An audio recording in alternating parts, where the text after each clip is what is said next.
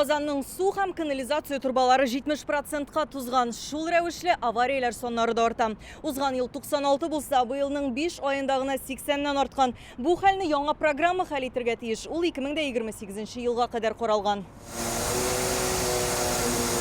Шундай аварияләрнең берсе 3 көнлек Восстание урамында була. Мондагы канализация коллекторы узган гасырның 72-нче елында төзелгән. Әлегә казу эшләре бара. Соңрак турбаның эшен телекамера белән караячаклар. Аның ярылган урынын табу өчен. Qozandагы су һәм канализация турбаларының гомуми озынлыгы 3000 шақрым, алар өчен Водоканал җәмгыяте җаваплы.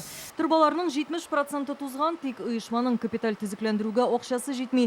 Ел сайын 2 миллиард сумга ремонт эшләре башкаралар. Әмма су челтәрләрен тулаем төзекләндерү өчен ким дигәндә 40 миллиард сум акча кирәк диләр. Бу эшкә бюджеттан бер тиен дә каралмаган. За период с 2010 года Qozandагы су үткәргеч турбалар искерү сәбәпле 2010 елдан бирле 14 меңнән артык авария килеп чыкты. Канализация коллекторларындагы аварияләрдә асфальт убылулар елдан-ел арта. Бу да су турбаларының тузуы белән бәйле.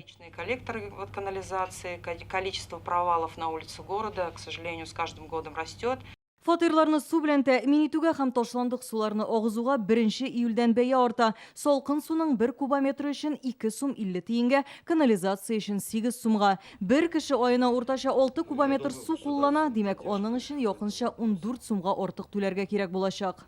По тарифам мы Qozanda бүген миллионнан артык кеше яши. Башка шундый шәһәрләр белән чагыштырсак, тарифлар буенча без 14нче урында. Бездән алда Мәскәү, Түбән Новгород, Ростов-Дон, Волгоград, Воронеж һәм Уфа. Челябинск, Воронеж, Уфа, Красноярск.